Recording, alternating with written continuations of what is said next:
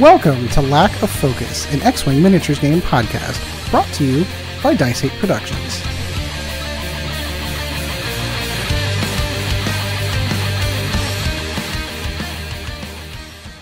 Hello everyone, and welcome to another episode of Lack of Focus, episode 8. This is not going to go the way you think. I am your host, Ed Horn, and alongside me tonight, I've got my partner in crime in gaming, one Mr. Chad Brown. Chad, how's it going, my friend? Hey, everybody. And our producer extraordinaire, one Mr. Kris Sheriff. Kris, how's it going, my friend? Good, thanks, Ed. A little under the weather, but we'll get through it. This episode, of course, is brought to you by Galaxy Gaming Gear, who are responsible for these beauties. Chad, I've got a bag of these sitting at home for you. And for those of you in the audio format only, these are the Lack of Focus tokens that we've got made up for the show. I know some of the Patreons have gotten some of those sent out, but we have some here at the show we're going to be passing out at events and playing with on the table. So thanks a lot to those guys. In tonight's episode, second edition's out. We've played games. We have boxes. We have stuff that we've opened in 1,000 dials that we've put together. So we're going to be discussing some of the games we've been playing. We're also going to be having a special guest joining the show tonight. We'll save that for a surprise here in a moment. And in the main topic tonight, we're going to be doing arc dodging, part of the 4 pillars of X-Wing, kind of discussing the art form that is the dodgy ship. I can't wait to talk about that one. It's one of my favorite styles to play, actually. So all of that and a lot more coming up right after this. All wings report in. Red 10 standing by. Red 7 standing by. Red 3 standing by. Red 6 standing by. Red 9 standing by. Red 2 standing by. Red 11 standing by. Red 5 standing by. And we're back with the flight deck, and we are joined by a very special guest, one Mr. Zack Mathews from the Carolina Crates podcast. How are you doing, my friend? Whoa, you forgot the V. The Forgot the V. I didn't, Zach. It is in parentheses. That's good. Here, let me get these if it helps. God, I just got myself look at this. If you are watching on the YouTube channel, you'll be able to see all of the gold Millennium Falcons hanging Millennium from his neck. Condors. The Millennium. Ooh, look at that. Yeah, I'm pretty proud of this. I used a comm lanyard and some zip ties to keep them all up. That's awesome. All right, so I know you know the old format of the old show and now the new show, the flight deck. We're kind of covering the squads we've been flying, things we've been doing, events we've been participating in. You were obviously in part of the Gold Squadron event. Yes. How'd you do? What'd you fly, and how'd it go? So it was 2 sets of pods. I went 2-1 in the first pod, losing to the runner-up of the whole event, and then my second pod I went 2-1, losing in the last round where I wasn't super engaged because it turns out my tournament stamina needs to be rebuilt because I haven't cared about an event since March. And yeah, it gets kind of grueling towards that sixth game. Yeah, I sat down to the last round. And I'm like, the prize is the Gold Squadron templates. They're really cool, but they're not replacing my Gen Con or my crate templates. And this guy is a local, and I like him. I tried to get him to Final Salvo, but I had a 4 dice advantage in Final Salvo, so he wimped out on that. And then can't imagine why. Yeah. And then so I wasn't like, I actually realized I went the whole day without caffeine, which is weird for me. Ooh. That's an accomplishment. But yeah, I didn't lock into that last round and find the strength to push through. I was just like, all right, it's gonna be over pretty quick, and I conceded 4 or 5 turns into the game when it looked bad for me. So what'd you fly anyway? So I'm still kind of just messing around with 2.0. I'm trying to find as most of us are. Yeah, what we used to call list anchors, or things you can build around, or in just wind conditions. So I super love flying Fenrau. So it was Fenrau, Old Terrock, Forlom, and then I had Lando in there because he seemed better than a Z95. But that Lando actually was kind of an accident because I thought Forlom was Initiative 4. So I could do coordinate. I'm like, I can do coordinate tricks for Forlom. Oh, he's 3. So if I want to do a red move with him, Lando can't help him. But yeah, so a total of a 1-point bid in there. Because the other theory I was trying is, I thought Gary was the correct bid, Zach. Oh my God. So 2 days after that, I show up at my local game night, and one of my locals rolls up a list with a 14-point bid, and I'm like, oh my gosh, no. He took the wrong lesson from this. That is the world we're going to be living in. We man. chatted about that in like episode 1 or something, trying to decide what the correct bid was. And we were of the opinion that like 5 points was a decent bid. It was like, that's a chunky bid. So I'm going to paraphrase Chris Allen because he's really smart and I love him. Well, I said paraphrase, but he was talking about the other points in time when people were doing like, 5+ points in 1.0, which was, which 10 plus 2.0 points. Yeah. Well, Paratani, it was the old Fenneru builds and the double Phantom builds. Yeah. So I actually listened to this, and Chris is mistaken in his assumption that wasn't a 12-point bid. That was if I take the TIE fighter, it dies and gives up 12 points. Well, right. So right, exactly. It wasn't that they were like, oh, I'm going to go for a 12-point bid. It was like, please don't make me take an Academy pilot.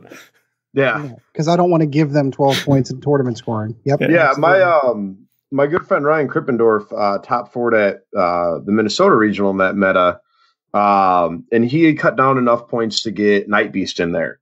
Because Night Beast is really, really tanky. So if they go after Night Beast, they're shooting through Focus Evade and ignoring Echo and Whisper, which went bad for a lot of people.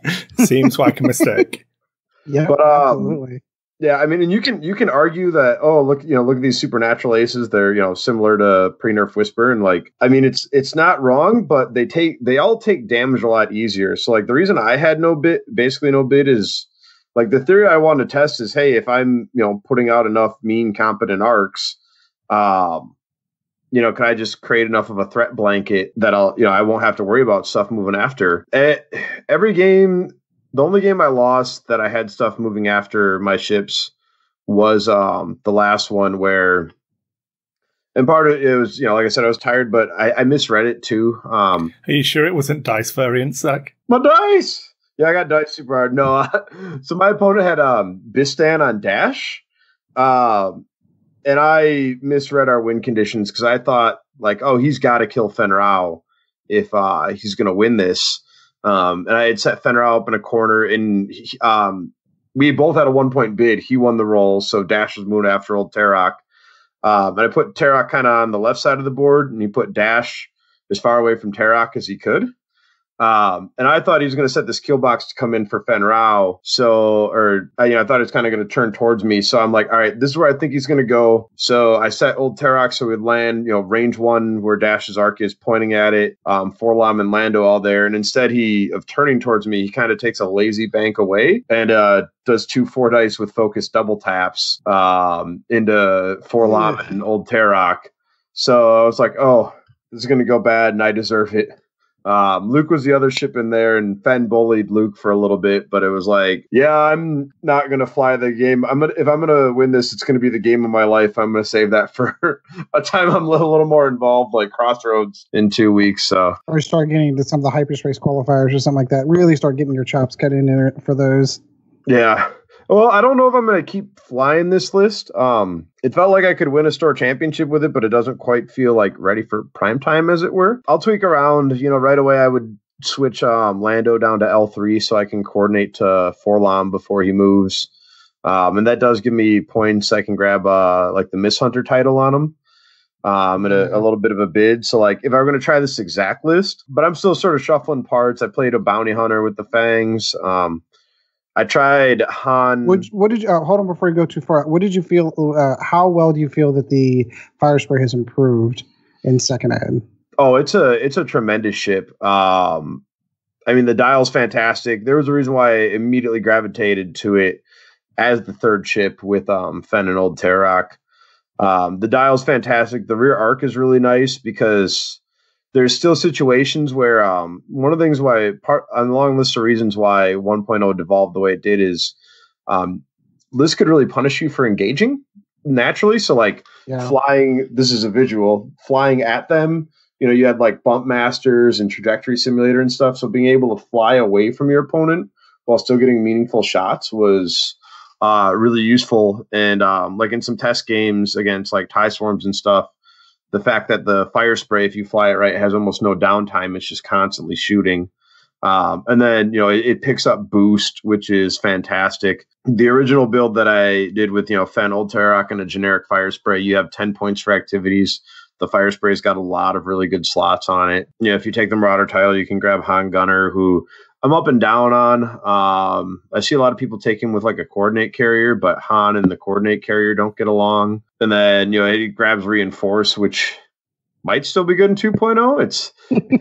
It's Still, it's not that as good one's as still out to be 1.0. judged. It's not as good as 1.0. 1.0, but that doesn't mean it's terrible. It's good. Right. It's good. Yeah, I mean, I originally looked at it as a rig cargo chute carrier. Although rig cargo chute, people reading the rules really closely seem to think it's not as devastating. Kris, I don't know what side you are on that. I mean, it's still good, but... So I feel it's good. Even if they rule it that it doesn't apply stress when you drop it, which I don't think they will. I think that bombs go... I think mines go off when they hit people. Stop reading the rules backwards, you idiots. And if that's how mines work, that's how rig cargo chute has to work. It has to give you its thing when it hits you. Because doesn't it fall into the category of devices? Yeah. Like, even though I recognize it's adding technically terrain to the board, it still would qualify as a device and would still follow those same rules. So there is a section of the rule book which deals with the word overlap, which is clarifying it for when you're moving. But because it only references moving, people are assuming that the actual word overlap, it's FFG being FFG, basically. They've used a word that they've defined in a way that they've not defined it. So they either need to errata the definition of overlap or errata a card to say when the template is on top of a ship. But yeah, I think it's good. Even if they go the other way, you can control obstructions, you can give yourself extra dice with it, you can control a board with it, which I think is still a powerful aspect of the game if you can leverage that. I mean, it's still... I mean, if you place it right, even if you're just getting a single stress, like, that's still really good against a lot of relevant ships. And if you place on a supernatural ace, they can't boost their barrel roll while they're on that because you can't boost a barrel roll over obstacles. Yeah.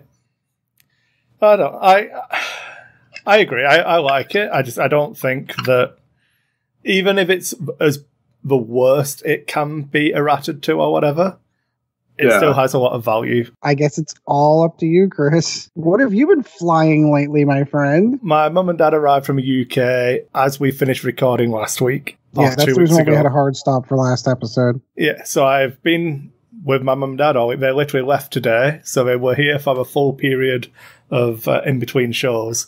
So I haven't actually played again since last show. I did run the draft, and I feel like it went really well. Everyone enjoyed it. I'll post up the links to it as part of the show notes to this one, in case people want to steal it. But one bit of advice I would give is that I took out the afterburners from a core set that was included in the draft and used that as extra prizing, because it gets a bit salty if people are hunting for that afterburner. Oh, interesting. So what kind of, I guess those were what kind of list I was going to say, what kind of list you're going to see, but they're all kind of like pre-gen. The funny thing about it was that some people, because it was the day after launch, people came at it in completely different ways. So you had the people who were trying to win the event, who were like drafting lists. You had the people who were only playing one faction, who were trying to draft stuff that they couldn't otherwise get in their faction. And then you had the people who were trying to draft extras of things they needed, like extra barrage rockets. So you're having people keep their cards. Oh, yeah. That was the thing that I just picked up on. I was like, oh, wait, so they get to keep everything. Yeah. So everything they got to draft, they kept, and then whoever won got the afterburners. That's the chase card from the set. Okay. Because we had more of it, I'd designed it to work with 8 people, and then Greg, the manager, dropped on me that he didn't want to cap it at 8 because he thought it was a bit small. He wanted to cap it at 16, so I had to double it again and sort a second pod's worth of stuff out. Oh, jeez. So yeah, that's pretty much what you have to do then. Yeah. Like, spoiler alert, drafts only work with an exact amount of people. Yeah. I didn't actually divide them into 2 even pods. I mixed the packs up, so they were actually getting blind packs. So on one pod, you had Dash and Luke Gunner twice. People let Dash get Outrider and Luke Gunner twice in the same pod. That's how determined people were to just draft what they wanted. and never actually look across what other people were drafting. Yeah, that's the hardest thing. So we ran into that at Gen Con. Like, there were a couple Magic players who've done drafts and stuff before.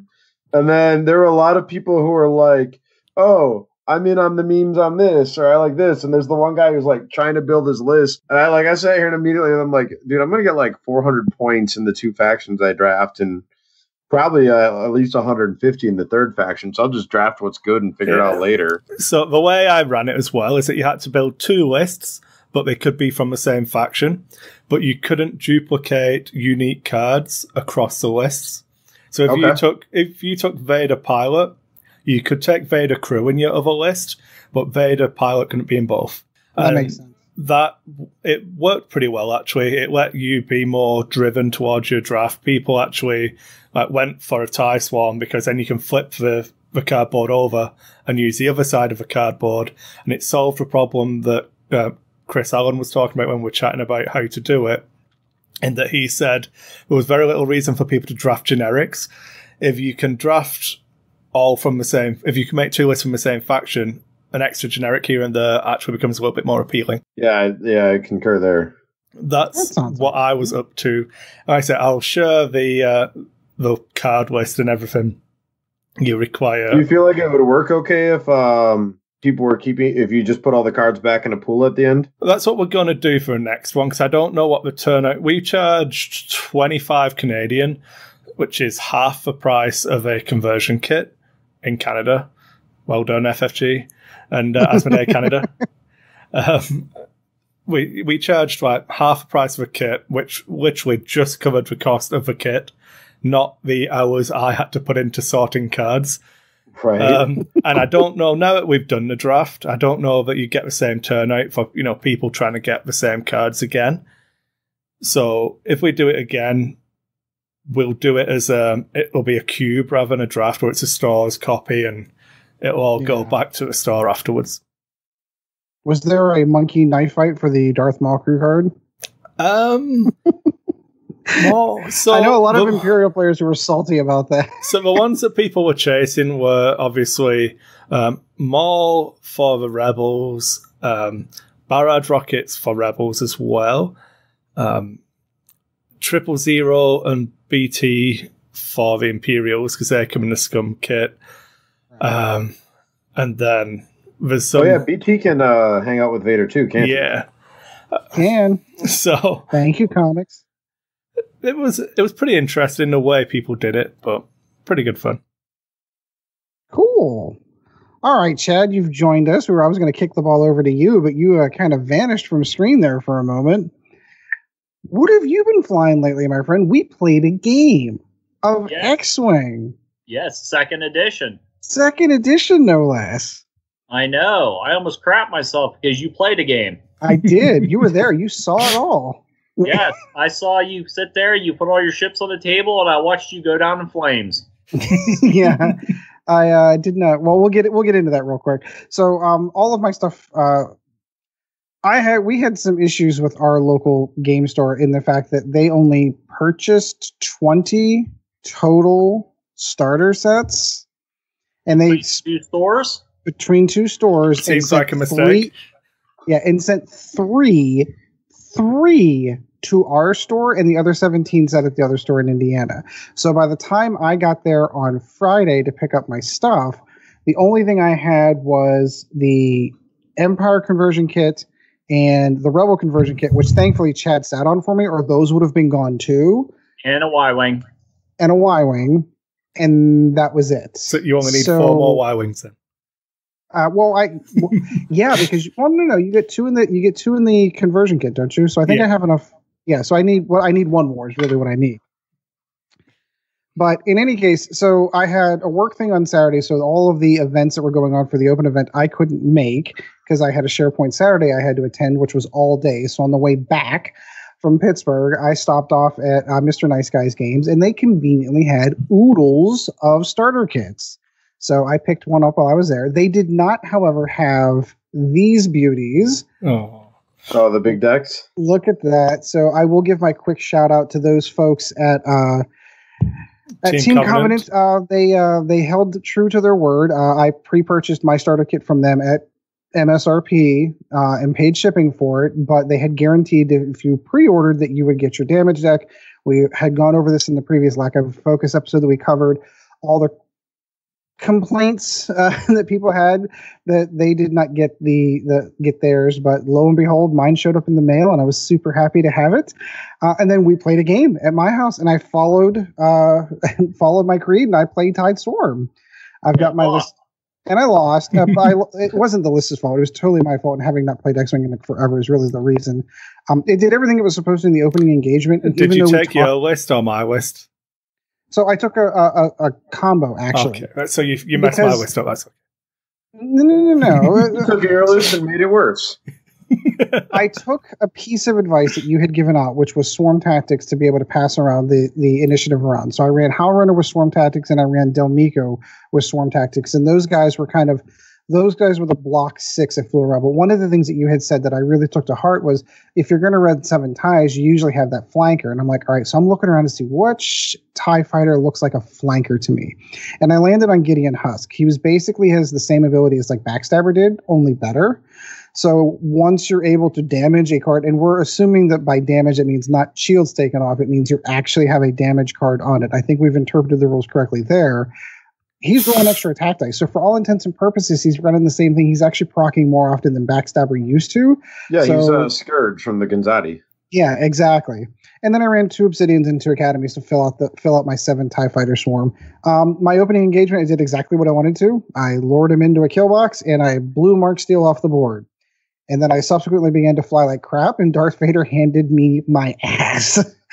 Because in the meantime, I'm sitting here strategizing. This is the list I'm going to run. I'm picking it apart and deciding the key pieces to add to it. And then Chad's like, yeah, no, I threw this list together and it beat the crap out of you.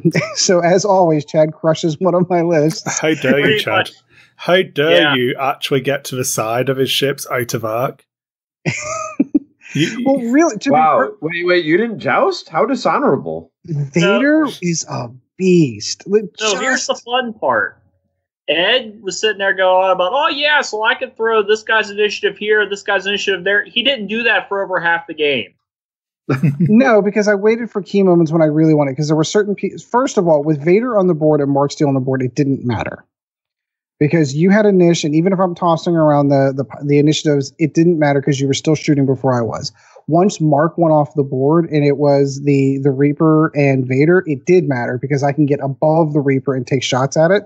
And there was a moment in the game where I'm bouncing around skills. If I can damage the Reaper, then Gideon's getting his extra dice. Of course, Chad's green dice were pretty amazing that night, and it didn't happen. But I had all of those synergies there and all those pieces in place. It's just dice did not agree with me that night. So but, you know what the wrong part of your statement was that you just made? All of it? No, the whole thing of it didn't matter until after Steele was off the board. There's a thing called simultaneous fire. No, I know. It does matter. But it mattered in that Gideon's ability needed your Reaper to be damaged to proc so that I can get the extra dice. That's where it mattered. Right, so you use somebody else to shoot at the Reaper first. Which I did. I used Howl Runner, I used Del Mico, and then I used Gideon. That was the whole idea, was that those 2 pilots were supposed to take that one shield off of the Reaper so that Gideon can go through and get the extra dice, and I couldn't do it. It didn't matter. Didn't increase their initiative either, which you really would have needed to do. It didn't matter in the end because ultimately, once Vader was on the board, Vader basically took over that entire game. I mean, I think the Reaper may have. Mark took on Academy, which was fine. I was okay trading Mark for an Academy pilot. But after that, I think the Reaper may have put a couple of pieces of damage down, and Vader just literally just picked a TIE fighter off the board every other turn until the game was over. It was disgusting.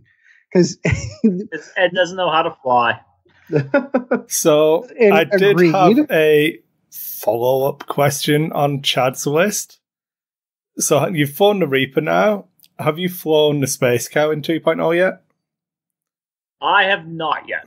So I wanted to know. I've gotten 2 games in, and both of them I flew the Reaper. So, we'll throw it out to everyone then. Come on, what are you going to take? Reapers or Space Cows? My next list is going to have Space Cows because I was committed to flying TIE Swarm for a little bit. When I come up on Tuesday, I'm coming up with a different list, and mine's going to have the Space Cows. So I'll let you know. I'm really interested in flying it. The rear firing arc on it is appealing. I love the idea of running good old fashioned Fel Vader Palpatine, man. It looks like it's a pretty mean list, and having seen what Vader is capable of on the board, giving him an extra Force token with the Emperor floating around out there makes him even more tanky than he was on the. It was gross too, because like Chad would be able to pull off key turns. It's like, oh no, focus token, or I'll use my Force token. There's a focus in there. I'll use my Force token for defense. It was gross. It was so bad. So that was a strictly second edition list. It wasn't the expanded. This is true. So we should clarify that. I wanted to go here now. I'm going to lay my cards on the table. We are going to use Ed's favourite game of Magic the Gathering, and we're going to say that Chad's list was standard, whereas Ed played extended. No, I didn't play extended. I play standard too. So you played a standard game. Yeah, Chad and I both played standard. We both played in the second edition rules because I'm still because we haven't seen the competitive rules yet. We also bumped into a weird situation too. Because I know that Zach had mentioned that they were talking about Final Salvo at the Gold Squadron event. Yeah, but since we don't have competitive rules yet, we don't even know that Final Salvo is still a thing anymore. Just play what you want. To be honest, I would imagine, and that's what we did. We ended up letting the game go to a draw since we didn't have rules. Yeah. But I'm curious as to which way they're going to go. Is what the competitive rules are going to be for draws like that if they come? Because in the scenario that my son encountered, he was running Dash with Luke Skywalker as the gunner, and it's just a gross list. I wanted to make the game as simple as possible for him because he's coming back from almost 2 years of being off. So he had. Yeah, exactly. He had Dash with Luke Gunner, and then the title, and then I think he had Trick Shot, which procced more often than I thought it would. And then he just had Wedge with Outmaneuver, I think it was the EPT or the talent that we put on him. I keep saying EPT, sorry. But long story short, it was quick and easy action. It was point and shoot, and he did really, really well. But we encountered that scenario where his ship and Logan's ship both shot each other at the same time and both blew each other off the board at the same time. So technically it's a draw. So they're both at the same initial, and then we're like, all right, so what happens here? You go to Final Salvo and you roll all of the dice your list contains. No, but is that the official ruling? Or you ask a TO from the future. Yeah. Probably, you know what you should do is you should hit up Brian Fleming. Because we know he has a time machine that he used to steal the Crate Cup format when he made Outrider. So I bet Fleming knows. I will have to do that. Long story short, we didn't know what to do. We let the game go to we let the games to go what the old rules used to be, which whoever had initiative won. Gabe won by initiative, but it was just for fun. It was just pick up games. Yeah. No big deal. Long story short, I love all the changes. Everything about the list felt the same but better. All the stuff that I was seeing on the table felt the same, better. Vader felt amazing, which even though he was kicking my teeth in, really felt good to see Vader do really, really well on the table. So I'm looking forward to flying him myself. That's actually a really nice thing about anytime FFG does a second edition, because like with Star Wars, that's a huge challenge they have, is you have all these iconic characters that they obviously want to put into the game, but because they have like no real idea, what's good yet, you can end up in situations where it's like, oh yeah, well, we're going to make a Star Wars game without Luke Skywalker, but turns out we didn't know what was good at the time, so Luke's just bad forever. Yeah. Well, you have to understand that back in those days, Luke and Vader were good. They were good at the time that they were released. But as the game began to balloon and got bigger and more ships and the meta started piling on top of each other, those ships just got pushed out of the meta because there were better options. It's basic problems like a green dice and a red dice are worth the same thing.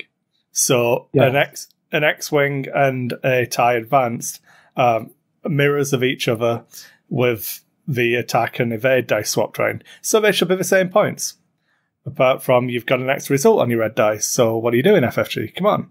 Crits exist. Yep. You can't have a critical evade. Alright. So, yeah. But they've learned from that lesson, and I think they've done a fine job. X-Wings seem like X-Wings. They were brutal. I know when I stopped in at Mr. Nice Guys Games on the way back, the event that they had done for their opening event had just closed out, and I bumped into Ed Radagast while I was down there, and he said that the trench run list of the 3 X-Wings cleaned house at that event. Like just running 3 X-Wings was just brutal. And I'm like, oh my God, I've got to try that. So all you need to do, if you ask Zach, he'll be on board with this, is you take Luke, Biggs, and Wedge, and then you fly at people. Yeah. And they die. They just die. In between like points getting spoiled and me actually getting my core set, I already had the like when 2.0 got spoiled, there was a Biggs, Wedge, and Porkins bobbleheads 3-pack you could buy at Walmart. And I went out and I bought the Luke one, and I have a crafted storage box that I was going to use for a little bit. And it's right now it's just got I went back to my Stanley boxes, but it's got my Luke, Wedge, and Biggs bobbleheads for attorneys. Very nice. Is it very similar here? I'll reach down and be unprofessional and talk away from the mic. Is it very similar to my iconic Super Chad that I take to every event? Yes. Oh, actually, holy cow. You know what? I just realized. So there's the box. Oh, look at that. And here's Wedge. Oh, that's awesome. And Luke. Oh, that's awesome. And Biggs, as promised. There we go. Look at that. Sharing our little totems that we take to games. And like, legitimately, this thing goes with me every game. I had a Poe Dameron action figure that got jacked at Worlds 2015.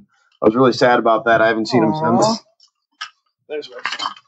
That sucks. Scumbags. Yeah, I lose something at Worlds every year, so I think I just need to stop bringing things I care about to Worlds. Is it not normally a dignity? I mean, that too. I was ahead of the times the year I wrote floor rules on my arm. Oh, dear. All right, so that's going to do it for the flight deck. We're going to go ahead and move on to the brief news segment right after this. Almost there. All right, we're back, and in the news, we've got a couple of pieces real quick to cover. First and foremost, a good friend of the old show, a new friend, and still a friend of mine, Jeremy Chumby, got an interview posted on FFG's website. This one is a little dated. This one is referencing to his invitational win that he won way back in the early part of the year. He looks happy in the picture that I'm looking at. It did kind of discuss his event and the list that he ran. A little curious that they wouldn't have updated this for second edition. We were joking off mic while we were getting pre-prep that you'd figure almost that everything first edition related would have been wiped from their website and wiped from the memory banks.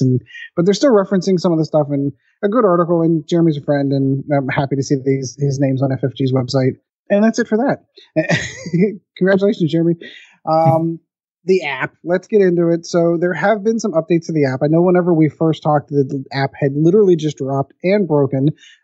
There have been some updates since. I know that there are still some concerns. There are still some areas where it's not functioning 100% correct. I myself have not had any problems. I literally, if I'm sitting at work at lunch and I got bored, I can sit there and build lists all day long, and everything seems to be fine to me. Whatever errors and bugs other people are encountering, I myself have not found. It was buggy the first days, a couple of days it came out, but now that we're 2 weeks post, I think mine's up to 1.3, I think it is. I'm happy where it is. I recognize it's not going to be perfect, but we don't really have a full-blown competitive event coming for some time yet, so they've got oodles of time to fix it up before we get there. Yeah, I mean, you pretty much nailed it. What is it, like March is when they start? Well, I guess there's probably a system open. And there's an X-Wing event at Penny Arcade got plugged in December. Was this not the one that was like last year, and they couldn't announce that it was a system open until it was like really close, and FFG announced it, and it turned out it was a system open? Until officially a system open, because they couldn't give that away. So if that happened again, it wouldn't be a surprise to anybody? Yes, correct. Like, maybe we saw that one coming? I don't know any facts, so I can speculate on things like this. It's fine. I am not in the loop on any of this at all. I am looking forward to, and I think we kind of touched on it a little bit on the flight deck, I am looking forward to seeing like the official competitive rules to find out how, because I mean, we're all kind of, I got into this conversation at the game store while I was shortly. They were all kind of under the assumption that the scoring system is going to remain basically the same, except adjusted for 2.0 points. Half points are already calculated in the app. So final salvo. For the draft tournament, I still use Tome, which hadn't been updated to second edition. So because I'm like really, really competent and I spent hours agonizing over what to do and then just divided everything by 2 and put it in. Does Tom recognize fractions?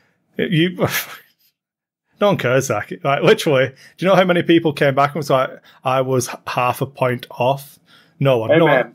One. The last tournament that I cared about, I made the cut by 6 MOVs, so sometimes that adds up. Yep. I missed the cut by 1 point. The last big one that I was at, so I know how that feels. So Logan did. Clay won his Afterburner card by 7 MOV, I think it was. Oh, see, there you go. There you go. Points matter. No one questioned it, so it's all fine. And those events are meant to be fun. That's the thing. Like that's exactly it. These are all fun events. They're casual events. The first person who questions me gets DQ'd, and then I ask if there's any more questions. Remind me to play in one of Kris's events. Hey, Kris, where's the bathroom? You're out. I did feel bad running this tournament because the first person who signed up and like prepaid, got delayed at work. So I started off the other pod that he wasn't drawn into. I spent ages trying to explain the rules, trying to give him time to arrive. And then he arrived like 10 minutes after we'd started drafting, and I just said, no, you can't play. Here's your money back. Because I'm doing a draft that started at 6:30 in the evening. There's no way. And all the cards have been drafted. Everything's done. It's not even. I could have made it work, but it's not his fault. It was delayed at work. But equally, I'm not going to punish every other player there by making them stay an extra hour. Like, we finished at 2:30 in the morning.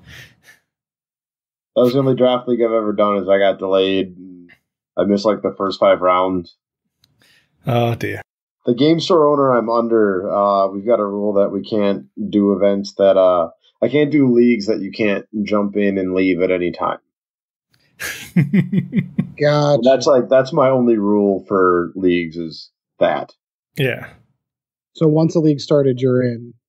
Yeah, you can. So I usually run them for like 8 weeks, and it's get 10 games in. So if you want to show up 2 weeks and grind out 5 games, and the other one we added is you can't have more than 2 games count against the same person. Yeah. Yep. Because we had a league, I think it was right before I started, 2 people showed up on a non-league night or non-game night and played like 4 games against each other, and one dude went 4-0 against the other one. Oh. Yeah. Yeah, we had similar things with some of the leagues that we ran at that store because we have a couple of particular players who are perennials, like the door's open and they're there, the door's closed and they're just leaving. So they're able to squeeze in like dozens of games in a day, where some players only come in and can only do 2 a night. And there needs to be a way to balance that out. The problem with that kind of format is when you play it, even if you can only log like 2 games against a given opponent, like me and Zach play, I lose 2 games to Zach, so he's got his 200 or 200 wins. Then we play again. Zach no one gives any fucks, so I crush him 200. So we've played 4 games, each reported our 2, and we're sitting at like perfect MLV. Oh, we account for it's 2 games between 2 people. Yeah. But the one thing we do is to help account for like the grinders who are in there all the time. It's your record across the 10 games that you reported, but we always do a raffle, and every game you get over your 10 gets you an additional raffle ticket. Yeah. So that way, like, there's one guy who, he shows up every week. He's always there getting his games in.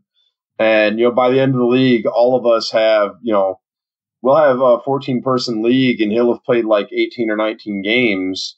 And that way, if he wants to keep playing the league, he's incentivized to, because he doesn't travel and go to tournaments. So, he really likes these leagues.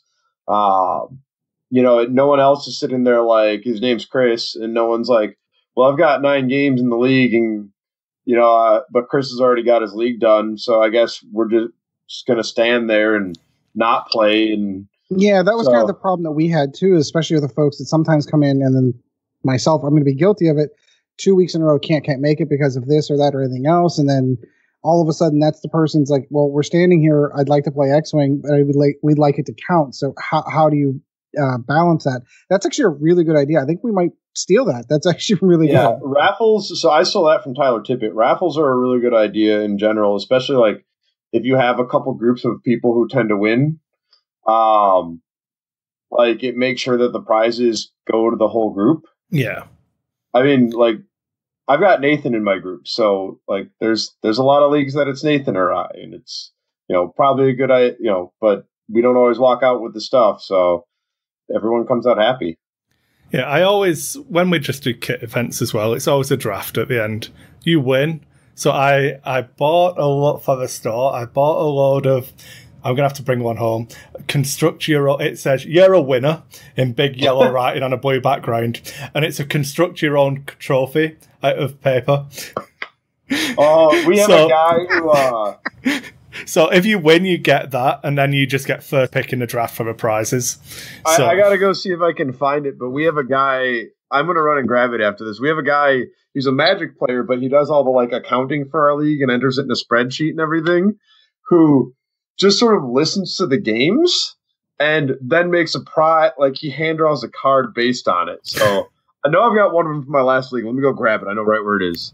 You guys continue on. I'll have it. We will continue. We'll continue with the news. So there isn't any.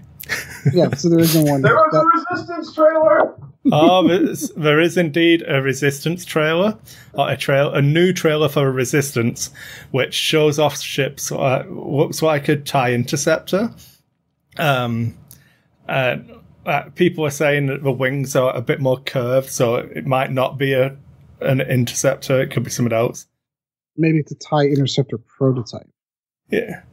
Oh no, because it wouldn't be for Resistance. Yeah, I was gonna say for Resistance. No, now that I've said that, no, I have not seen that trailer. I'm gonna have to look that up in between segments. Yeah. Ed is so far out of doing anything with Star Wars that he doesn't understand that a prototype comes before the regular one. I just misspoke on that one. I screwed up. No, we had such a weird day today at work because we did we had a fire drill first thing this morning. Today is our professional development where they have all these speakers come in, and we had a couple as the IT team were required to be there for because they're part of our thing. So that burned 2 hours of my time. And then we had the fire safety one that we had to do where they were actually setting fires in the parking lot. We all got to use fire extinguishers and put out fire. Did you get to pick the wrong extinguisher? No, I was good. I'm fine. I did just fine. When we used to do them in the Air Force, you used to get to pick a fire extinguisher and try and put the fire out. So it's like, this oil fire, what are you going to use? Water. What are you going to do? What are you going to do about it? I'm going to use water to put this fire out. You're going to stop me? You're going to let me spray water on this?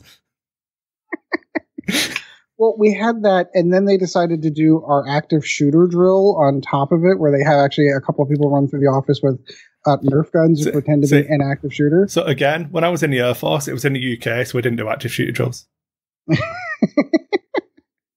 When I was in the actual military, where getting shot at was a real possibility in my job, we didn't do active shooter drills, Ed.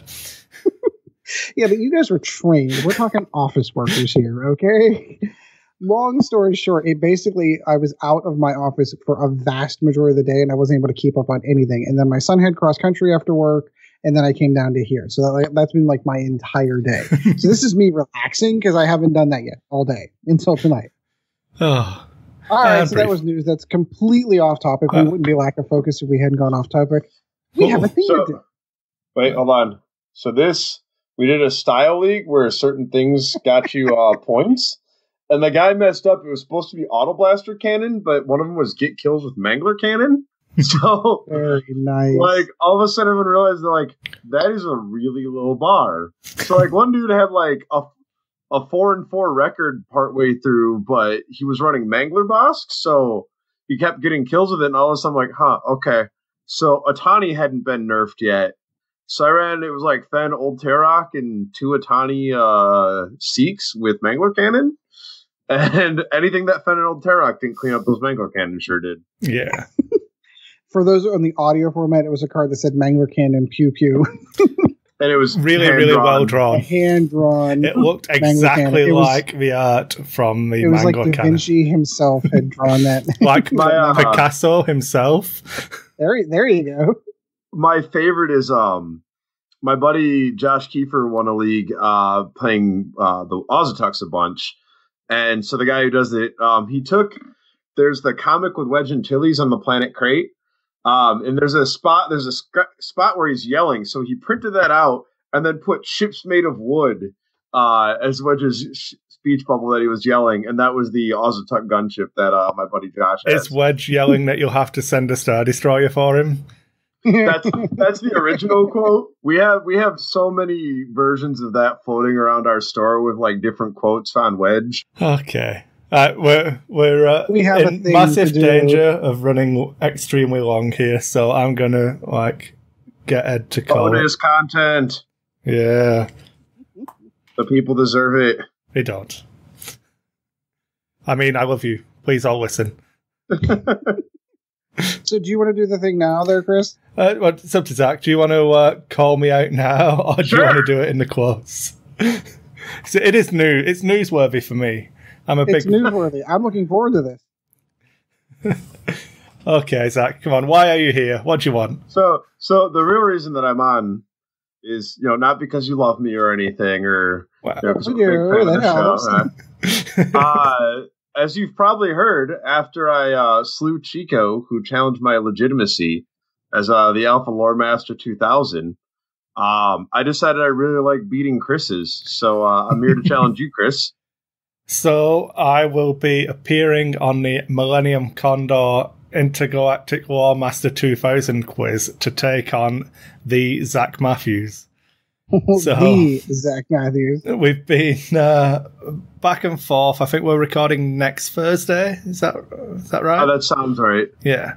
So I demanded Bruno make sure that he only asked 2.0 questions, and Bruno said, nah, you'll get what you're given. So then I demanded other things, and Bruno said, no. Then I okay, what about it? And then Bruno said, no. And I was like, okay, sounds good. Yeah, Bruno's Sounds good. I'm still in.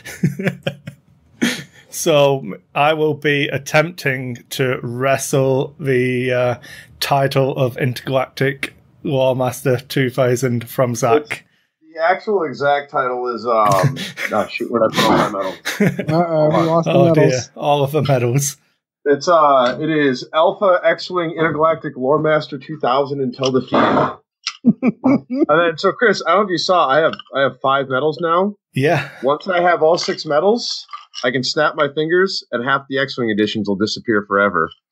Oh yeah. So what you're saying is that if I don't stop you, people won't be able to play 1.0 anymore. Correct. Well, for all of those misers who were like, I've spent 15 grand on X-Wing because mistakes were made, and I can't spend 50 bucks on a single conversion kit. How dare they? Those cheap what will I bastards. ever do? It's Those such are my- a money grab. Like, the sad thing is when I first started playing X-Wing back around Wave 3, I was making around 20% more than I am now. And, like, it still didn't even register to me where I'm like, oh, I bought all these ships. Like, I own 6 Y-Wings, and I'm not sitting here like, oh, man, that's so unfair. I've got to buy a bunch of conversion kits. I was like, I'm probably not going to fly a list with 6 Y-Wings. I don't even think that fits. So, Yeah, all right. exactly. Yeah. Problem solved. Yeah. Well, and so I got not 1 but 2 core sets sitting here that I went out and got because I had to have damage decks and all the cool stuff that came with it. And I now have 20 TIE fighters sitting. Right. So I have 8 in my case, which is the max that you can run, and then I have a whole bunch more that I can't run. I'm not crying. I had a local complain that there's only 6 target locks in the core set, which means he doesn't have enough for a TIE swarm. And I'm like, we can't take target locks. Hispanic. And also, he has never run a TIE swarm before. I'm like, walk me through either of these scenarios. I mean, it could have at least picked a Z95 swarm, man. Come on, get a grip. Right? Nope. The only one I think that there is a potential legitimate gripe is that there isn't a lot of focus and evade tokens. And I don't know how. Well, so there's not a lot. It's not like you can token. It's not like you can token stack anymore anyway. Yeah, Right. the conversion kits are theoretically for people who carried over. Yeah. So we should have all the. But I set fire to all of my bombs, Zach. I set fire to my bombs because I wanted to be cool. Everything from first edition I set fire to, so I don't have 1,000 focus tokens floating around in a box somewhere to use, or 800 target locks. I feel like D needs to edit his mistakes were made comic to be some guys stood around a barbecue setting fire to their X-Wing. And he did make a new comic, actually. It just came out. So he has the same comic as last, so now he's got his trunk full of stuff, and then because he posted an actual picture. Yeah, I saw the actual picture, but I don't think I've seen the comic. The second panel is the same, with the wife looking angry and all this stuff, but now it says learning has not occurred. Oh dear. So remember when we first started, I said that I sold all of my ships to the store and I was going to buy. So I've returned with a box of my own ships that I rebought from the store. Very nice. Zach will appreciate this one in that it kind of shows my split focus between listening to the crates and trying to get good and my love of everything we talk about. So I got myself a 666 so that I can fly off the table and come back on because that shit just seems funny. It is funny. And then I bought myself a Slave 1 so that I can run Boba Fett, because why wouldn't you just joust people with Boba Fett? Right, exactly. Then I bought myself some more fangs because I have 2 new fangs, but then I was like, I don't want to buy 4 new fangs, but I do want to run 4 fangs. So I did, yeah. I bought a spinny one, which gives me 4. I actually have any of you guys played the Ace Combat series? I played it through up to PlayStation 2. So okay, including PlayStation 2. I'm old. Huh? Whoa, fucking hell. This side is going right through me. So right now I have 2 fangs that are painted up like the protagonist and antagonist from Ace Combat 4. Yeah, Mobius 1, Yellow 13. And then I have a buddy who paints, who I'm trying to get him. So he was a student at the time who needed money wherever he can. Now he's a fancy big shot engineer who hasn't answered my text from 3 days ago yet. Calling Bob. But I'd like him to try and get him to paint up a spinny one like the Rosgri Squadron, which the colors are really similar to all the colors we use for the crates. So if he just mixes in a little bit of white, it'll be like a beautiful Rosgri / crate theme that I have in my head. But yeah, I'm going to try and get him to do it. Otherwise, I'm going to hit up other painters that I have. I'm trying to figure out who, because like Luke Carrington's like the best painter in the world, but he's like soft retired from taking commissions because he went from 0 to completely overwhelmed in those really quick. And I think he's enjoying being free right now. So, and there's a lot of guys who do really good work with airbrushes, but I don't think this is a job for an airbrush. I happen to know a really good commission painter. Okay. Who happens to be on camera right now. Mr. Sheriff. Well, all of my stuff's... I'm in the middle of a giant commission. I've only done a couple of X-Wing ships, so I don't really know if I'm actually the man he's looking for. I'm trying to get you some... So, how is your freehand? And could you have it done in time for the Crossroads Classic in Indiana on October 13th? October 30th. Probably not with Canada Post. Okay, that's fair. That's a fair argument, yeah. Yeah, because it takes about 2 weeks for stuff to get here if you post it from the US, unless you overnight it, which you don't want to pay for. What if I bought the ship from the store? Yeah. What ship is it? It's a Fang. Well, we'll talk about it. We'll see. Okay. If I think I can get it to you, I'll that'd be pretty cool. I do like to have. Bob is my favorite painter, but I do like to have stuff from multiple painters. I've got something from Bob. I've got something from Tim. So I like to, and from Luke, I like to spread it all out. Yeah, we'll work something out, Zach. You know I love you. Okay. So the last ship I bought was an initiative bid for Boba Fett as well. There you go. Absolutely. All right, so that's going to do it for the pseudo news segment. We're going to move on to the main topic, which is going to be pillar number 2 arc dodging coming up after this. Thanks, guys. I don't know. Fly casual. All right, we're back into the main topic tonight. We're going to be covering the second of the 4 pillars of X-Wing, and that is going to be arc dodging. There is an art form to it. It is a very different style than what we covered last time, which was jousting. This one is mostly about evasion and firing off those shots at key moments where you're not getting shot back. These ships normally tend to be glass cannons, and the fact that they do a whole bunch of damage but can't take quite much themselves, and they tend to be on the higher end of the initiative scale so that they can shoot first and then kind of skedaddle and not get shot back at. So I think we're going to start mostly with some of our favorite ships kind of fall into this category and sort of how we fly them. Zach, you're kind of our guest, so I'll let you pick 2 of your favorite arc dodgers and kind of describe how those ships function, at least in 2nd edition.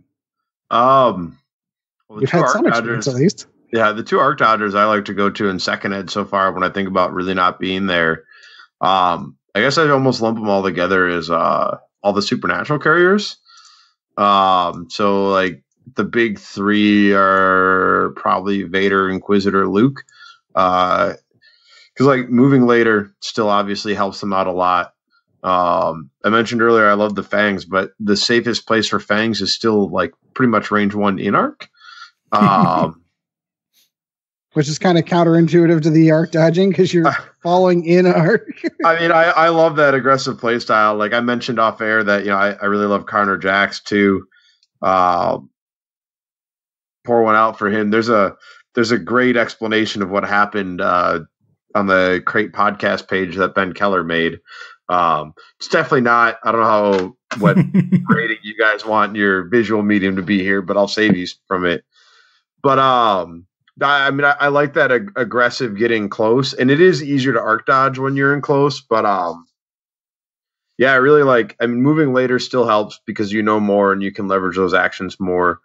Having more position actions, so like, I mean, the Inquisitor is probably the one that like most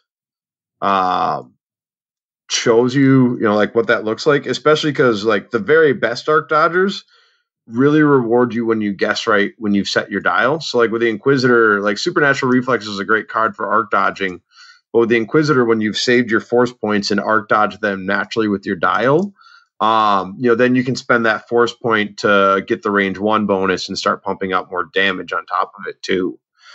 So like really, if I want to talk to someone about like, this is, you know, like this is the ship that shows you the best arc dodging, I would probably point to the Inquisitor.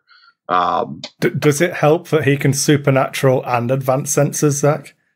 Yes. Yes, that's huge. I mean, do you really need the advanced sensors with the linked action? Well, you're only so you can supernatural boost or roll into your red focus.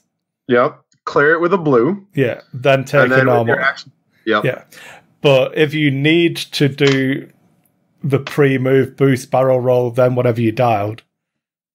Yeah, that's an option. Yeah, you might never use it, but when you do, you're still alive. Yeah. And it's amazing.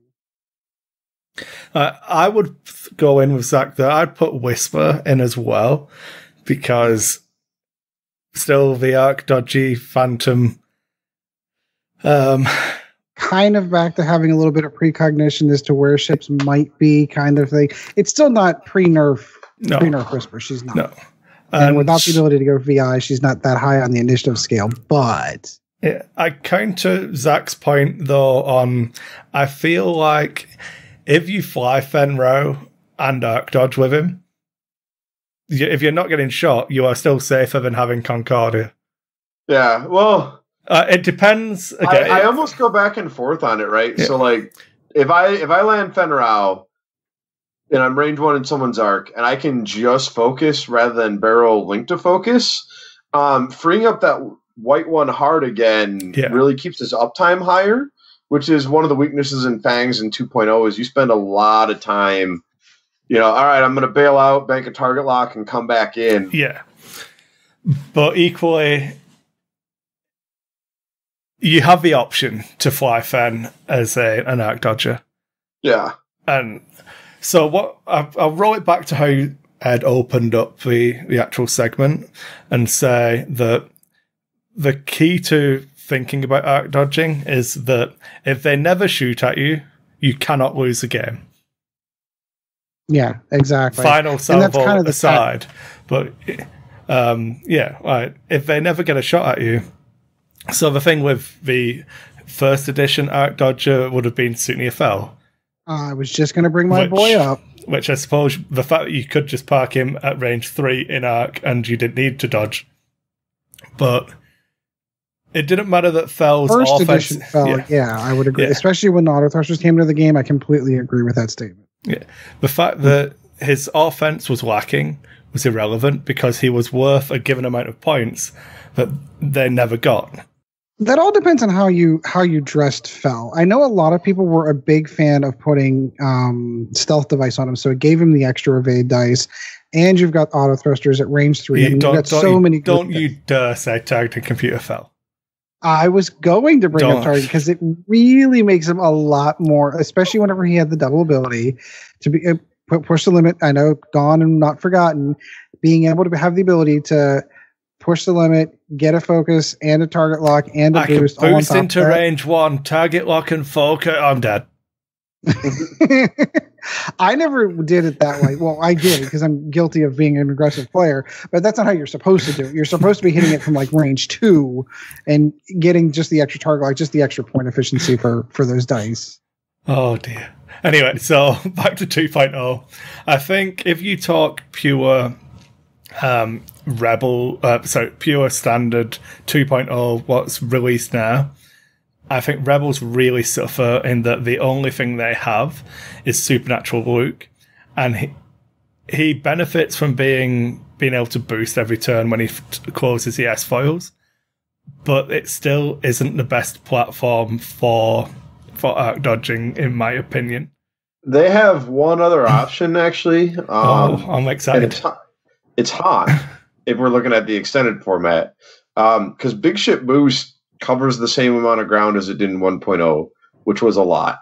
The problem now is when you're boosting, you don't have, all the passive mods for days of, I boosted and I can still, can't cancel 1 damage automatically and have built-in target lock and 360. But I mean, that Big Ship Boost covers a lot of ground and can get you out of trouble. And Han can do it at 6, or Lando can push it at 5. In that same vein, though, what would you think about like dash and barrel rolling that big ship too? Because I mean, while boost gives you a different angle, if you've got Luke Gunner on board of dash, I mean, you can just barrel roll out of arcs and just be firing at them all day long with 4 dice. The change to the barrel roll having to be in the center hurts big ships arguably more than small ones. And mediums. Yeah, that is a good point. So I noticed Chad shaking his head when I was talking about Whisper. So he's still not on board with her. It's one of his favorite ships from one. Well, I'll let you talk, Chad, by all means. So for 2nd edition, talking Arc Dodgers and being an Empire player, I mean, yes, the Interceptor is a good ship there. Just the chassis alone, just the fact that it's one of the few ships that can boost barrel roll. Exactly. Yeah. By definition, it makes it good. That's definitely a good one there. If you play Vader right or a TIE Advance, you can get some stuff going. The Inquisitor ship, the TIE Prototype Advance is good. Don't count out, though, the Striker. I guessed you were going to talk about Rexler. I thought you were going to talk about Rexler. Talk about my boy. No. I mean, it's nice with the 4K that's white, and you can do this and that with him, but he doesn't have like a boost to him or anything like that. Whereas the Striker, you get got boost now. Yeah, it does have the boost. Yeah, I haven't flown him yet. Now, homie. I haven't flown him yet in 2nd edition. My boy Rexler, Chad, I'm telling you, he's coming for you. Well, I was playing Rexler before the end of 1st, so I mean, I'm probably gonna have to look back into him. But the Strikers, no, I mean, you get the pre-move boost, you get your move, and then they still have a barrel roll they could do after that. And I mean, yeah, it's a small little rinky-dink ship, but I mean, it's got some maneuverability to it.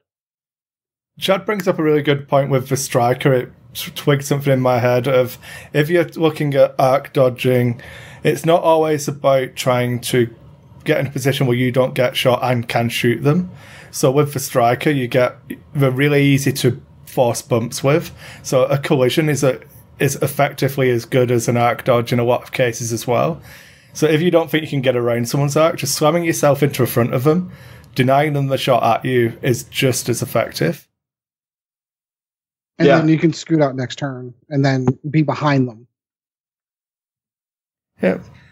I think that's especially relevant actually for lower initiative ships when you're trying to dodge. Is not only does that block deny their actions, but it denies them from shooting you.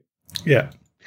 I'm going to channel my inner Bob Randall on that one, because that was one of the things he used to always complain about in 1.0. And like, well, what was the point of a generic interceptor? Because it had the maneuverability, it had that awesome dial, but what do you do with it? Like you're not shooting you're not shooting first. What's the most effective option for you for a ship that maneuverable? And it's simply that I can get in your way. I can make sure that you're bumping me, you're not shooting me, and then I'm behind you next turn. And even though I'm low initiative, I'm still shooting at you, and you're not shooting me. Yeah. Yep. Okay. I feel like there'd be so much more to this one. No, it's a hard thing to talk about in the podcast format with arc dodges. We can go over specific ships and builds and stuff like that, and people can try them out. But the important things to think about when considering arc dodging is that you're not necessarily looking for the best move that you can do to get them in arc and get your shots off. If you're trying to arc dodge, you want to be able to just get out of their arc and not take the shot. You've got the entire game to do your damage, and it kind of takes a different mindset to what comes naturally of, like we talked about last week, lining your ships up, flying at people and rolling dice at each other. You need to switch that mindset off and be prepared to not shoot this round. If you can play for positioning, several rounds. Yeah. And I don't think that it's the easiest thing to do, and you need to consider the time in the game, the number of points you're on. You start getting into an actual competitive mindset if you want to play this way. You can still do it and have fun and use your interceptor, try and get in and zip around arcs and do different things. But when you talk about arc dodging, it's more about the actual style of the game you're going for. And you want to be quite controlled. You need to be looking at the options you have compared to the options your opponent has. And you've got to try and predict where they're going to be with their arcs so you can land in the position that either A, your actual initial move gets you out of arc anyway, or B, you've got the repositioning options to not be there. I think a lot of it comes into about the way that you approach your opening too, where you're positioning your ships. Like when you're developing that flight plan at the very beginning of the game, if you're jousting, like you want to point at a ship and go and shoot it. And these guys are not the ones to be doing that. These are going to be the ones that are going to be the flankers or coming in from the rear. So when your initial setup, when you're initially setting up those arc dodgers, you're trying to put them in a position where they can have escape routes, be able to get around things. And if your flight plan develops into 4 or 5 turns before you're where you need to be, that's fine because they're not getting shot at during that time frame. So they might be doing some of the wide arcs around the board and coming in from behind or shooting in through the rocks and just dodging an asteroid just to kind of not get shot at. That's kind of what they're designed to do. By turn 4, turn 5, they're where they need to be and they're throwing dice and they're not getting shot at. So a lot of that for me, especially with arc dodgers, is that initial setup. Trying to set them up into a position where they're not going to get boxed in, kind of evaluating how your opponent is setting up his ships. Okay, I can kind of see where he wants to go and what he wants to do. I need to put myself in a position that my ship's not going to be there when they get there. Yeah, and then another good arc dodging move I feel like people often miss would be the 3-bank barrel roll away. You're still in arc, but you're now past range 3. Barrel rolling out of range of people's shots is just as effective as trying to boost out of their arc, because there's quite a few instances where if you do a curved boost, the back corner stays in arc and stuff like that, and you've got to just practice it. And if you plonk yourself in the middle of their arc at range 2, what moves get you out of it and all that kind of stuff. And don't forget the bailout. Like there is no shame in taking a ship going, oh, I'm just going to bail out of combat. Yeah, especially when you have like a lock action on the bar, which is why I was picking on the Inquisitor earlier. Yeah. That I mentioned it with the Fangs is, you get to a spot where it's all right. I'm happy with where my dial put me. Let's grab a lock so when I get back in the fight, I'm hitting harder. Yeah. Make sure you pick it on the right ship, though. Don't target lock the ship you're about to kill anyway. What you should do is grab it on the lock for maximum on the rock for maximum disrespect. Because you can do that now. So I feel like I've got the best dodging ship in the game. I feel like the 12-point autopilot drone is probably not a ship to arc dodge with. That's fair. That's probably fair. Its dials is not very conducive. You get 3 turns of arc dodging, then you die. I mean, if it dies before they shoot at it, then they never shot at it. So perfect arc dodging, right? Yeah. Right. Effectively did exactly what it was supposed to do. In all seriousness, another one I wanted to cover when it rolls back into actually the collision stuff, but the feedback array of get back in close. As long as you're not taking the shot, you can trade damage that way. Turrets, anything where you can point the arc sideways. YVs are good at where you're happy to be at the side of people and just open up on them that way. They tend to make good ships you want to try and fly as an arc dodger as well. Yeah, no, I tend to agree with that. For me, I think there's a couple of things when evaluating whether or not a ship makes a good arc dodger or not. First of all, it needs to be their abilities on board. Like what actions do they have availability to? And if they have actions like barrel rolls and boosts, those are good starts. Those are ships that are designed to be lighter on their wings and easier to move around. But then you need to kind of combine that with how good's the dial, how much blue's on the dial, because they're going to be putting themselves in positions where they might be getting stressed, or they have a linked action that gets them stressed, but it gets them out of the way. But then you can just blow that off and tie in. That's why ships like the Inquisitor, like the Interceptors for me, are really kind of like those prototypical kind of ships that represent what an arc dodger is. K-Wings went to a medium base, didn't they? Yep. Yeah, they did. There we go. Yes, they did. So, although that's a good point. K-Wings slamming out of arc because they're even period. Faster. Yeah. Yeah. Yeah, that's a ship I'm still looking at trying to re-fuss out, because the amount of places that you can put bombs with them now to be, hey, I've got a bunch of hit points, I slammed here, I'll live through, and I'm going to put a proton bomb right in front of you. That's I'm still trying to evaluate its effectiveness, but that's like a piece of information I've really been thinking about is, man, that slam goes further now. Yep. That it does. And Kris is right. I mean, even with the 3 banks or 3 turns, like, they are faster than interceptors when they're doing that. So they can not only get out of dodge, but then they can be back in with 3 turns in the following turn, and they're right back in there. Gunboats can do that too. Yeah, because K-Wings don't actually have the 3 turns. Gunboats do. Yeah, that's true. And then gunboats are still on the small base, and they can still get rid of their weapon disabled, can't they? If you take the right loadout. Well, they can still fire with it. Yeah, they can still fire with the weapons disabled with the right loadout. That's a good. There you go, Chad. That's another Imperial ship for you to gun people to toy around with. I've got 2 if you want to try them out. Yeah, gunboats are probably one of the most capable ships in terms of like the strictly, I'm going to put my ship where you can't turn to fire it, just because of how much ground they can cover, having all the 3 moves available as slams. I'm going to have to give that a try next week. Yeah, I feel like there's some good options for arc dodging, but the 2.0 meta is still evolving around it. So at the moment, everyone is still obsessed with action efficiency in that 1.0 mindset of. So I don't want to stamp on one of the listener questions, but Boba Fett, you push him in front of people, roll dice, it's fine. People are still doing that because it's efficient. It gets free actions, so it's good. I feel like the evolution should if FFG keep doing what they're doing, minimizing that impact and correcting the points on things where they might make things too efficient, arc dodging should become more and more prevalent as the good players lean towards it, as it's something that's entirely in your control. There's no variance in what move you pick. Yeah, you have to really kind of take into account the fact that damage sticks a lot more. That token stacking isn't nearly as much as a thing. So I don't know. I think the fire spray is another one. I don't know how.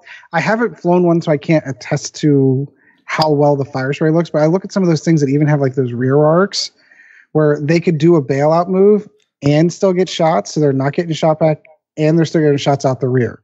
The thing I always find with the fire spray is that the one bank puts that rear arc in some really cool positions. And now you can do that on a boost that's like built into a ship. And it's white. It's a white boost. Absolutely. So, yeah, I think the fire spray doesn't have any linked actions. Boo-hoo. Oh, well. But if you can do some crazy stuff like Boba Fett with title. So you've got the old Fetigator and his scum ability. And then you can boost after it. He can do some yeah. But, hey-ho. This one's a really difficult subject to talk about in audio format because you want to be able to kind of show people like, well, here are some of the maneuvers that you can pull. If you can pull for one turn here or two bank here, kind of puts you here. Maybe we should consider doing a lack of focus where we toss up in focus. Yeah, an in focus where we toss up some game or some engine that we don't are allowed to. Oh, wait, we're not. Yeah, we're allowed to talk about that. Whenever Muon finally gets the new module out for. Vassal. Thank you. I was going to say, I'm drawing a blank for Vassal. Maybe we can throw up some stuff and kind of show some maneuverability and a lack of focus. I think, isn't Vassal 2.0 up? I played Travis Johnson in a Vassal game on 2.0. It is up? Oh, I didn't. Oh, see, this tells you how far back I am. I didn't even notice it was up yet. Yeah. Well, I'm not even playing online. Well, that's going to change. I do have plans to do some actual videos for DiceHate anyway and try and go through all of the classics and Rule of 11 and, not credit my sources and all of that stuff. I mean, I will tell you, if you guys are going to draw Vassal maps, people don't believe them. Really? No, people are stupid. Unless they finally learned from 1.0. But we tried really hard to teach people things with Vassal maps, and they didn't believe us. No, people like seeing the ships on a mat. I have these cool trophies to prove it. That's crazy because I know other players I won't name, but who would literally sit down and plot out their entire openings. Well, you can name Bob. No, I mean, broadly that's correct. But I mean, I remember during the Nim meta in 1.0, I'd be like, no, these are all the places people can bomb with Nim. I'd be like, I don't believe you. And so okay. This says finalist because Nathan ran Nim and I didn't. And Nathan showed everyone where all the places you could bomb with Nim on his way to being a continental champion. And I just showed people all the places you could slam with a K-Wing. But man, people don't believe Vassal maps. I don't understand it. People are stupid, Zach. It's a common theme. We respect our audience and thank you for listening. But chances are... I say maybe your listeners will respond to Vassal maps. Maybe. Literally anyone who we could get them in front of didn't. Not me, man. I after I first started playing on that thing, I genuinely believed it because you can replicate it on the table. Yeah. I think that's the trick. Like I can see the disbelief saying, "Well, I don't believe that." Well, go test it. Sit down, set up a table in your living room, and sit down and try it yourself. People don't test things. They put 4 X-Wings on the table and go, this should be good. The game's called X-Wing. And then they scream at me at tournaments because my dice are so good on my fangs when they're constantly shooting on modded old Terok for some reason. So I had a guy on Facebook yesterday tell me that 4 X-Wings with torpedoes would be better than 4 Phantoms with Duke that have a higher PS than the X-Wing. Huh. I mean, Luke and 3 X-Wings might be okay, but I don't think that gets you points for torpedoes. No. I can kill one of your ships before you fire because I control the engagement, because I can decloak, I have focus evade, I have Duke for all 4 of my ships. What do you bring to a table? Ordnance you're not firing? Oh, cool. But hey-ho, The thing I hate about the new Lack of Focus podcast is I'm now the one who has to do the math. I can't be the one who talks about gut feelings and all of this stuff now. But so yeah, that does kind of put you in that role. It sucks at math. No. Trust me. That's why I had other people do it for me. It was so much easier. If you put 4 Phantoms with Duke and Focus in front of 4 X-Wings at range 1 X-Wing dies, you might lose a Phantom, but probably not. Depends on if you had to spend your focuses on the one that's the ideal shot for them. But yeah. And then it goes from there. It's all downhill from there. So, they've only got 2 agility. It's okay. So do your X-Wings. And they lose one to Duke. Oh, I've got a focus token. Yeah, you've got 1. What about the other 3? I'm still juking you. Oh, well. Wow. And then it's like, you only got to shoot at 1 of them. So then if I didn't spend the evade, the other 3 all cloak again. So I outposition you the next turn as well. Oh, no, it doesn't happen. X-Wings feel like they should be better. Phantoms are really durable and really good in 2.0. Yeah. Could you please explain that to Chad? Because I've been trying to sell him on Whisper, and he doesn't seem to. I mean, you guys will have to tag Chris Allen in. Let me message him directly and see if I can get it. Hold on 1 second. Okay, so I think we'll wrap this bit up, and we'll see if Chris wants to come and teach us all about why Whisper's good. Absolutely. All right, we're going to move on to close out the show. Yeah, otherwise, I would say the quick summary is because you can pretty much always have that evade, and like Whisper can get it. Like once you've canceled, I think it's 2 damage with free evade tokens from Cloak. You're ahead. I think what the math was, but have Chris on; he'll explain it better. Yeah. Now, you're taking Juke on Whisper? Yeah. Yeah, that should be stapled to Whisper. And Vader crew. And Vader. See, I told you, Chad. That's even funnier. All right. In the meantime, we're gonna. What's that? You've said nothing. I agree. Whisper would be a lot better if she still had 4 attack dice. That is a true statement. That is absolutely a true statement. All right, we'll go ahead and roll on. That's a pretty hot take that 4 dice would make the shit better. Pretty ballsy of you to make that. I put myself on the line for my listeners all of the time, Zach. We'll run the math on it later. In the meantime, we'll go ahead and close out this segment and close out the show right after this. I find your lack of faith disturbing. All right, so that's going to do it for episode 8 of Lack of Focus. This is not going to turn out the way you think. This has been a ton of fun. Zach, I want to say thank you so much for joining us today. This was special. This was cool to have a guest on. We have the old show. We used to do guests all the time. You're our first official guest. Oh, man. So we used to have an old rule on the show. If you were on the show once, you need to come back sometime. So you're always welcome to join us whenever you like. Whenever we've got space. I mean, yeah, if you need to put in a case of emergency break glass with a picture of me, Chris, I'm here for you guys. All right, sweet. We might take you up on that, homie. We have a tradition. We have listener questions. Chad, I'm going to kick this one over to you. I have not cheated. I've not looked. I've avoided it. I know Chris got the question out earlier, so we actually have questions to answer. All right. Well, we'll go ahead and touch on the one that Chris was kind of talking about a little bit earlier. This one's from Adam Landon of the Kappa Cup group out there. Mm-hmm. He wants to know, is Boba Fett OP in 2.0? So, do you have to caveat this in, are you talking about X-Wing 2nd Edition standard format, which is 2.0, or are you talking about in general? Because I think... Yeah, the extended format. Extended, that does make a difference. I think in extended, definitely not. It's definitely not overpowered in extended. I think in standard, I would still say he is not overpowered. If you're going to fly your ship straight at him and let him control the engagement because he has boost, he has probably a decent initiative. He can control that. He's got reinforce. He's got a lot of tools to control how much damage you can do to him. So if you let him do that, he's going to be really good. The key is to not let him do it, which it's hard to not be at range 1 of him. So what you need to do is make sure that you're at range 1 of him, but not getting shot. So use your arc dodging. Get into his sides. Which we conveniently talked about today. Yeah. Realistically, if you're going to joust him properly. Don't. It's hard. He's good. But I don't think he's overpowered. And if he is, if I'm proved wrong, FFG will fix it. I have faith. Yeah. I have faith until I am proved wrong that FFG will rebalance stuff.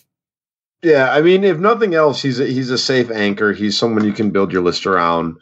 Yeah, he's a ship that if you get to the end game in a 1v1, you're pretty happy about that. He only gets 1 reroll then, Zach. Come on. He needs to be a 1v2 or he's no good. I'm going to take the cop-out of it's too early to tell. We're 2 weeks into the meta. People are still throwing ships on the board and seeing what sticks. I know at the early onset, he feels super powerful, and I'm not disagreeing with that statement at all. A month from now, after people have seen it enough and know how to counter it and know how to beat it, I don't know that that's going to be the same. And I don't know that it's going to involve any point changes whatsoever. It's just a question of people seeing it and going, oh, this is how second edition is played. This is how I respond to that.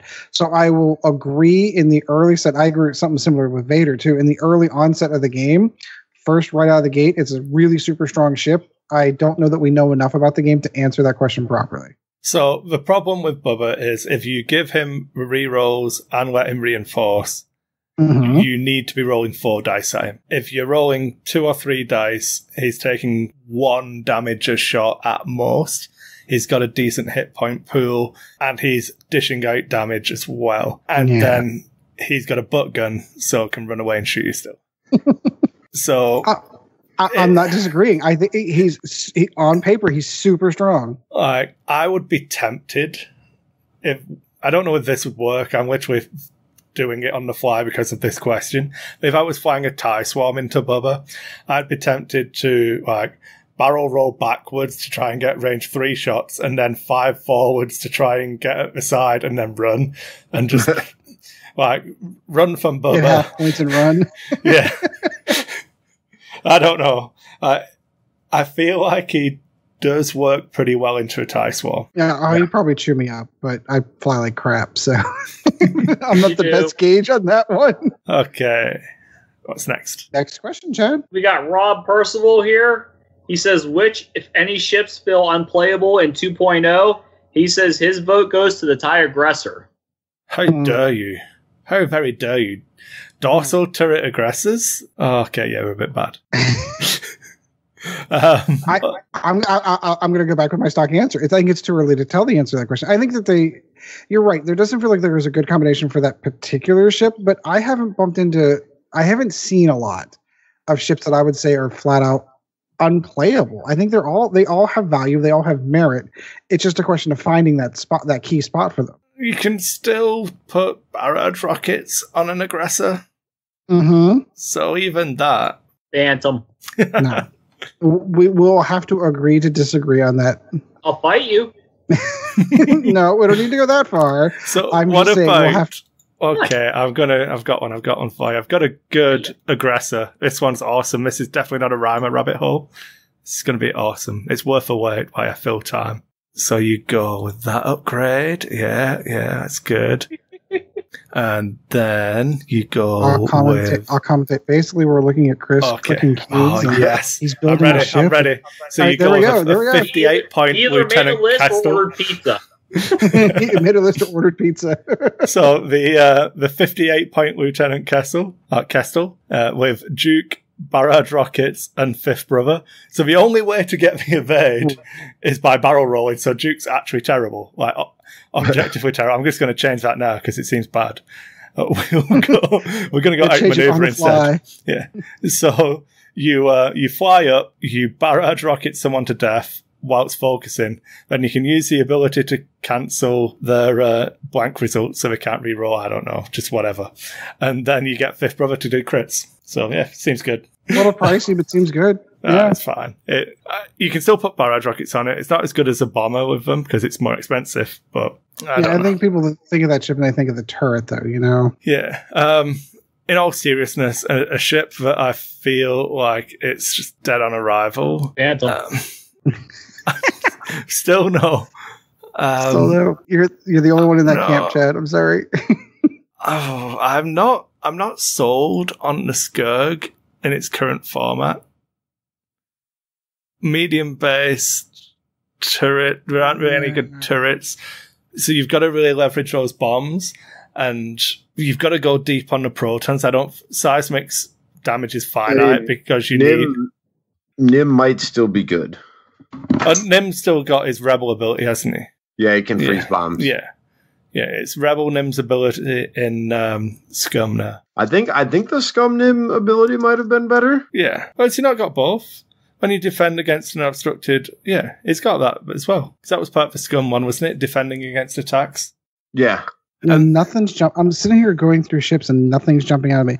The only one I can think of is no.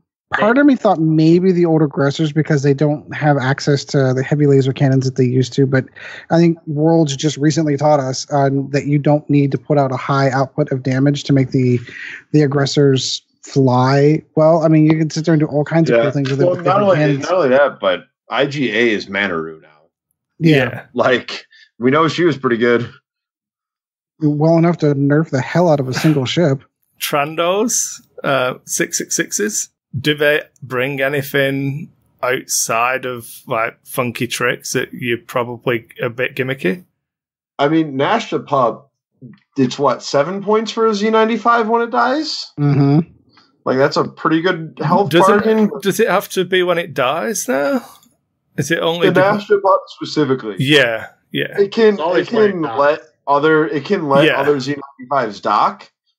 So like you can, dock a Z95 on Moralo, and then now you've got two flankers wherever Moralo comes at the board. But yeah, the Nash the Pup went from like, I don't know if I want to take this to why wouldn't you take it? Yeah. Yeah, 6 points in 2.0, so 7 points because you've got to take the title to allow it. Yeah. What about the quad jumper? See, the quad jumper is awesome. Caveat.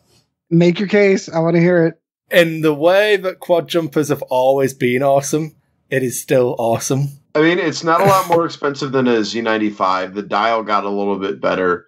It's got the reverse maneuvers that people don't know how to deal with. And then one of the things I gravitated towards it as soon as the chassis ability got revealed, because there's not a lot of stuff where you can point at a higher initiative ship that hasn't moved yet and say, he's going to have a really bad time. Yeah. But we were talking about arc dodging earlier. If you're in a time or place where arc dodgers are everywhere and the quad jumpers in format, that's a ship where you can grab it and go, oh, you're moving later? No, I can figure out the maneuver to point me at you now, and you're going to have a bad time. Yeah. So I can't even point to a ship that I think is really dumb and say, oh, no, that's unplayable. I think one of the three out of the Skurg, the Chemo, and the G1A might not be great, but I'm not sure which one it is. That's the Phantom. Here we go. No, I agree. That the Phantom's bad? Thank you. Yeah. There you go. I agree on the Kimagilla because it didn't really gain anything that it didn't already have. Oh, that's a good point. But it's got the most hit points. Doesn't it have the most hit points out of those three? Yeah, it's 9 hit points, but to make it useful, you're spending a lot of points. Yeah, I mean, the Skurg's got 10. Yeah. Medium ships, yeah. Yeah. I want to like the Kimagilla. I really do. But I feel like you just spend a lot of points on it and then it explodes. Yeah.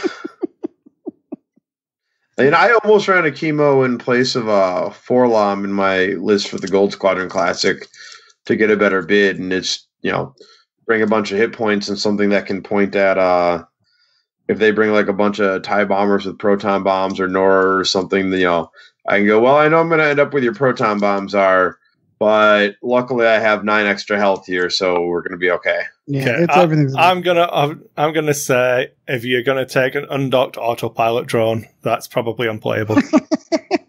I feel like I've won the conversation now. Phantom. All right, Chad. Next question. We only had one other question. It wasn't really X-Wing related, but it kind of is. Toss it out there. Why not?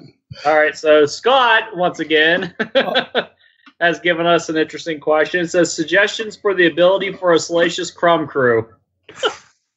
So I have to be honest, I did read that because he commented almost as soon as I posted, so I saw this question. And after my initial thing of, God damn it, Scott, why'd you ask such stupid questions? I hate you so much. I love you, by the way.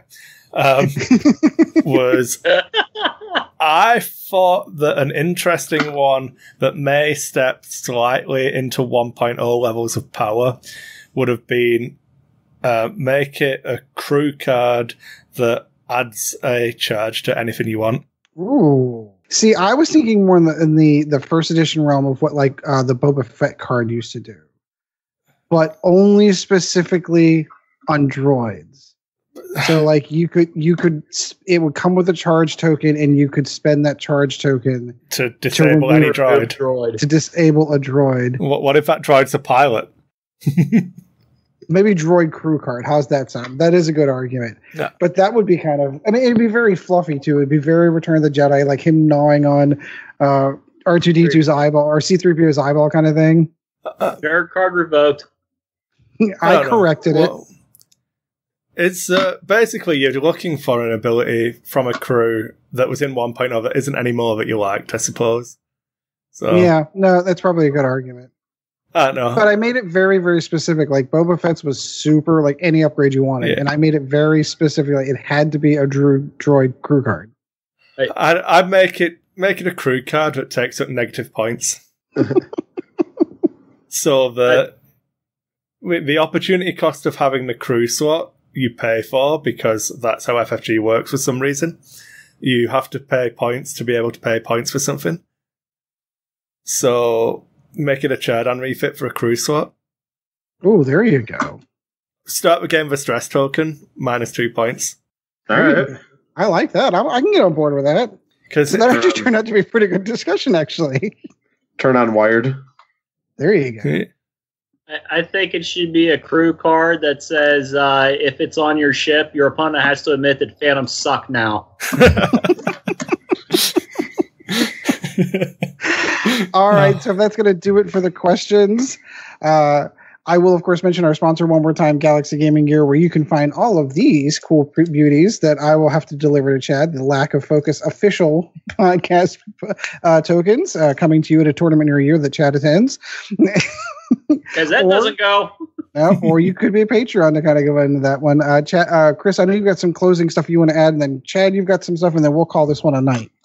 Yeah, so the prototypes for my DiceHate maneuver templates arrived. I need to paint them up, so I'll get those painted this week and hopefully show them off on the Facebook page, so make sure you check that out. They'll probably go to either the Lack of Focus Patreons or the DiceHate Patreons, and then I'll probably send some out, and we'll do some cool stuff with them. I don't know. Depends if they turn out and look good or if they look terrible once I paint them. And yeah, that's about it, really. I have nothing new that I can think of. Chad, anything else you want to go on that one? Your closings? Well, are we doing the closings, or do you want me to... all right. I'll make it official. All right. So, Kris, you were our guest. I will thank you once again for joining the show. Again, always. Zach. Zach was our guest, not Kris. Now I'm tired. I am a guest in your house. You are a guest in my house every 2 weeks. It's not that big a privilege.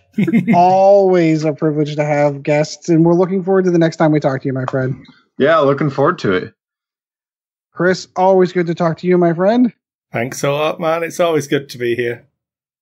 Chad, always good to talk to you, my friend. I'll see you on Tuesday. You can kick the crap out of my next list. See you next Tuesday. But yeah, it's always great to be here. Yeah. Some Tuesday somewhere in the future. Some Tuesday somewhere in the future. Maybe when third comes out. Maybe. And Phantoms are good again. Yeah, hopefully. They have 8 dice then. But no, it's always good to be here. I want to thank all the fans for listening, watching, all that fun stuff.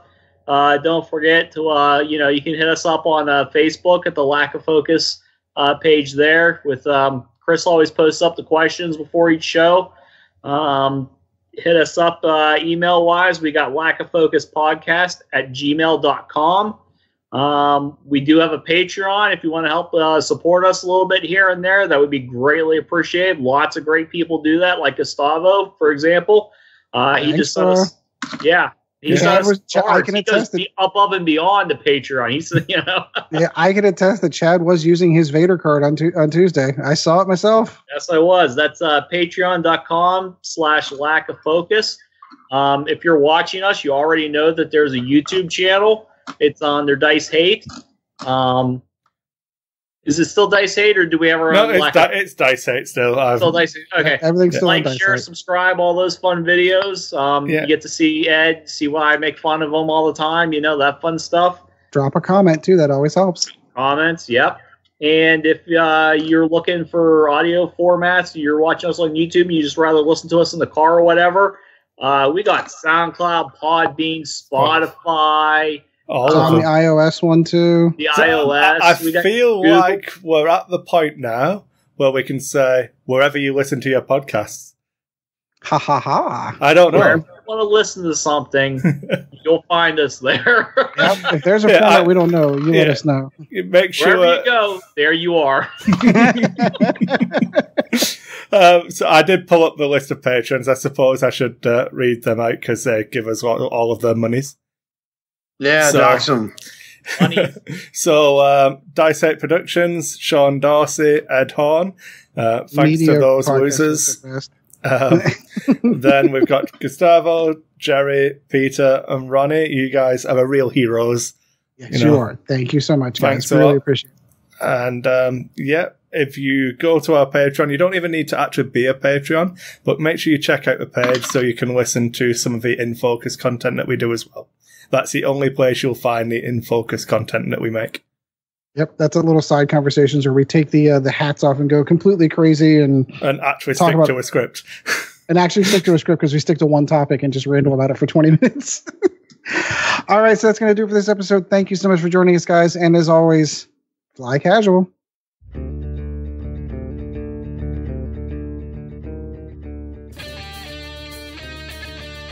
Thank you once again for joining the Lack of Focus X-Wing podcast. Check out DiceHate Productions for all the latest episodes, and we'll be looking forward to seeing you again next episode.